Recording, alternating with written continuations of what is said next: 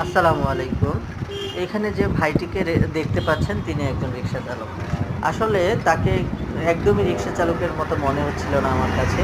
তার হাতের মধ্যে ঘড়ি, তারপরে হচ্ছে জিন্সের প্যান্ট পরা, সুন্দর একটা শার্ট পরা। তো তাকে আমি কথা প্রসঙ্গেই জিজ্ঞেস করলাম তিনি কি আসলেই রিক্সা চালক কিনা।